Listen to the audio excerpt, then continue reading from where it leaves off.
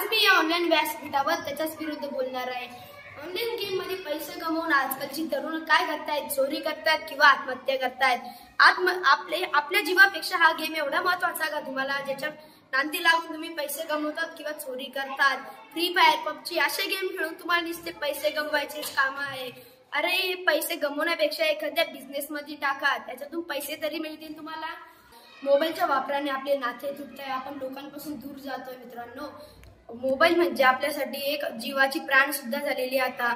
लोकांपेक्षा जास्त आपण मोबाईलचा वापर करतोय। मोबाईल म्हणजे काय आता आपल्या जीवनातील एक भागच झालाय।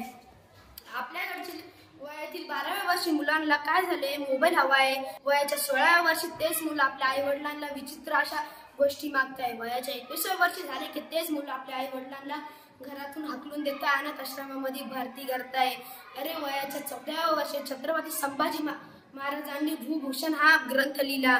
वयाच्या 16व्या वर्षी शिवाजी महाराजांनी स्वराज्य स्थापनेची शपथ घेतली। स्वराज्य स्थापना हे काही सोपं काम नव्हतं मित्रांनो, त्यासाठी त्यांना पूर्ण मुघल साम्राज्य विरुद्ध लढण्याचं काम होतं। अरे वयाच्या 21व्या वर्षी महात्मा फुले यांनी स्त्री शिक्षणासाठी शाळा उघडल्या।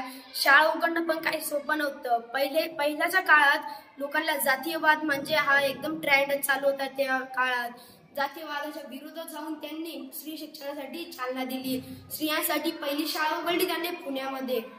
नंतर आपल्याकडचे तरुण काय करताय, त्यांना 12व्या वर्षीच पंख फुटले, त्यांना 14व्या वर्षी मोबाईल हवाय, 16व्या वर्षी गाडी हवी, 18व्या वर्षी ते इन्स्टाचे स्टार बनण्याचा प्रयत्न करतायत। या विरुद्ध लढा मित्रांनो, आपल्या तरुणांमध्ये एवढी ताकद आहे की ते कशा विरुद्धही गेले ना 5 मिनिटात ते काम बंद होऊ शकते। मोबाईलच्या विरोधात जा मित्रांनो, मोबाईलच्या विरोधात गेले ना आपली भारतात एवढी ताकद आहे ना मित्रांनो, मोबाईल हा लगेच बॅन होऊ शकतो।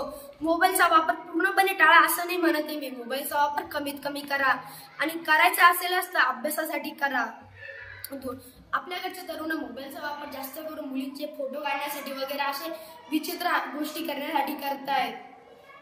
मित्रांनो, मोबाईलचा वापर पूर्णपणे तर टाळू नका, पण अभ्यासासाठी वगैरे अशा चांगल्या गोष्टींसाठी करा। मोबाईलचा वापर दुष्परिणाम मोबाईलवरून आपण बॉम्ब्स ऍक्टिव्हेट करतोय, अशा विचित्र गोष्टी आपल्याकडचे तरुण करताय। जाता एवढंच सांगायचं वाटते मित्रांनो, हा लाईफ टाइम शो हा पुन्हा बघता येत नाही। धन्यवाद।